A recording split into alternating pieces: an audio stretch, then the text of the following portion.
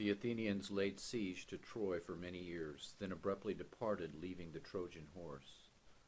The prophet Laocoon warned the city that the Trojan horse held their doom.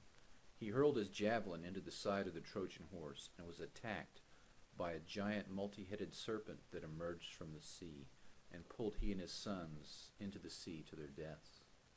The inhabitants took this omen to mean the Trojan horse was a gift from the gods and thus sacred. They brought the offering inside the city gates, and at night the Athenians emerged, opened the gates to their awaiting army, and the city was sacked and destroyed, the men killed, and the women and children enslaved.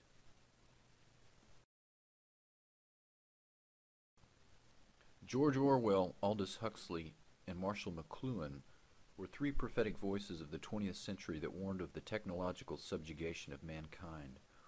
Orwell wrote the novel 1984 about a world controlled by three empires in a state of perpetual war and shifting alliances.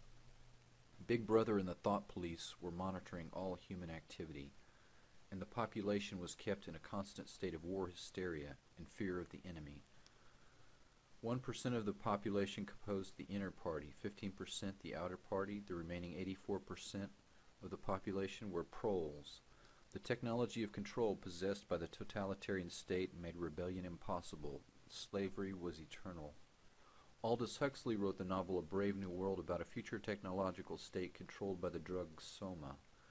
Human reproduction was an industrial process, cloning different models of genetically designed humans for specific tasks in the social hierarchy. Huxley despaired that humanity would destroy itself, but decided finally that a spiritual evolution could avoid such a catastrophe.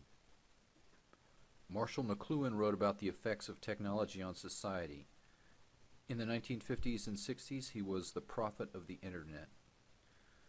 He spoke of the concept of the maelstrom and described it as the movement from a literate society based on the written word back to a symbolic post-literate society based on electronic imagery. He said that this vortex would disrupt human civilization and obliterate everything that came before. In Greek mythology, King Minos received a gift from the gods, a perfect white bull. Instead of sacrificing the animal to the gods as agreed, he substituted an inferior one and usurped for himself that which came from the gods. Poseidon placed a curse upon the land, and Minos' wife gave birth to a monster, the body of a man and the head of a bull. Minos forced Daedalus to create an inescapable maze to imprison the nightmare creation. Minos forced human sacrifices into the maze to wander lost until they were killed and eaten by the Minotaur. Theseus was forced into the maze, but the king's daughter had given him a magic ball of string to trace his path in the maze and a whistle to disarm the Minotaur. He slew the monster and freed himself from the maze. This story has persisted through 3,000 years and many different cultures because the themes are eternal. King Minos creates the monster by usurping power for himself and placing himself above the law. Minos has created fascism, the Minotaur nightmare that survives on human sacrifice, the beast that feasts on human flesh, a dictatorship. The hero, Theseus, slays the beast, destroys fascism and the tyrant, and frees the land from its curse. What face has the Minotaur assumed in the 20th century that we would recognize? Nazi Germany personifies the technological totalitarian state and serves as a model. The subjugation of the Weimar Republic began with the creation of private militias that were used as a springboard to infiltrate the German military and finally the police forces. The Reichstag fire was an excuse to seize power. The Night of the Long Knives refers to the creation of enemies hit lists and the hunting down and execution of hundreds of internal political rivals, opponents, and potential threats. Once Hitler had crossed the Rubicon of mass assassination, he publicly declared his actions above the law. This was the moment of the birth of the Minotaur in the 20th century.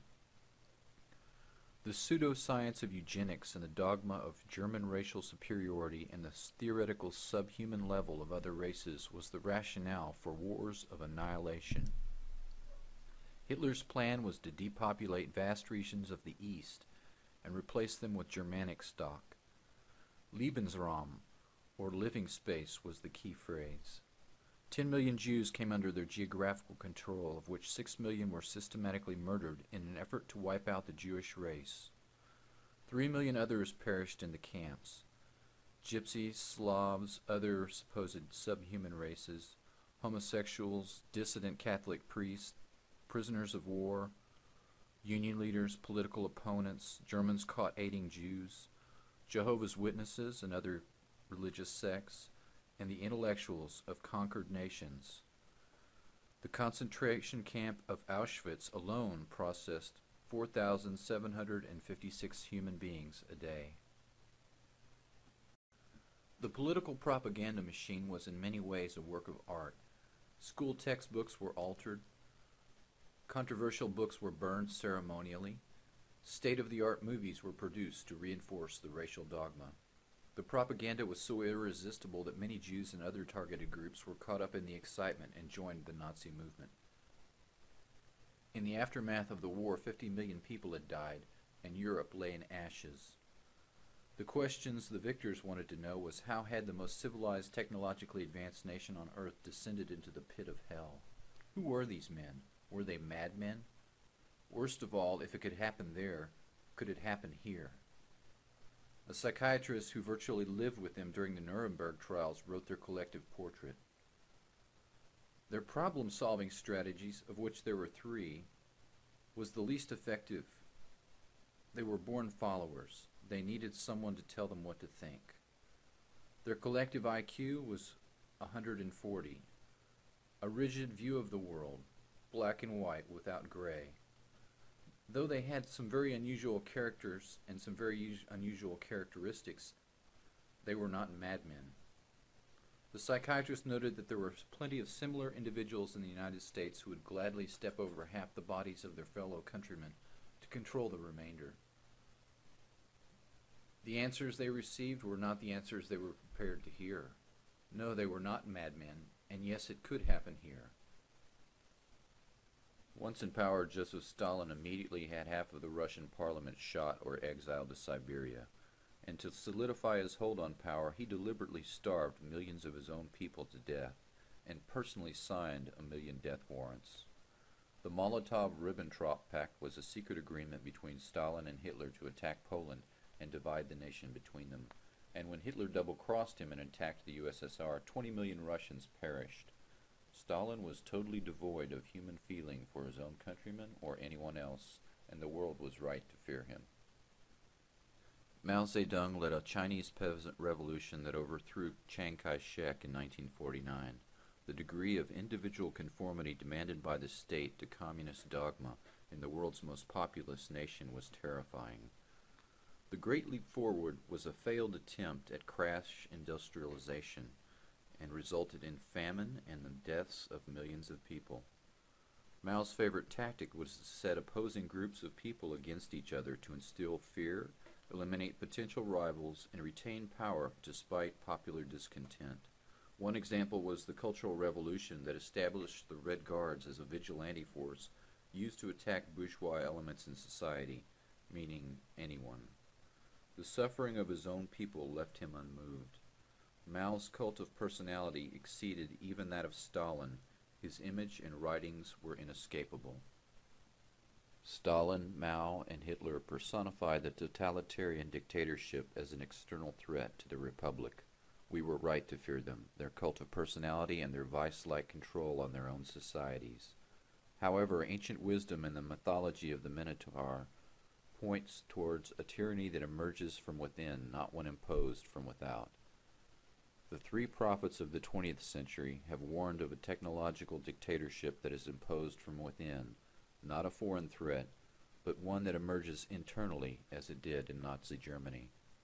Alexis de Tocqueville was perhaps the greatest historian of the age. He visited America in 1831 and wrote a description of our country that exceeds all others.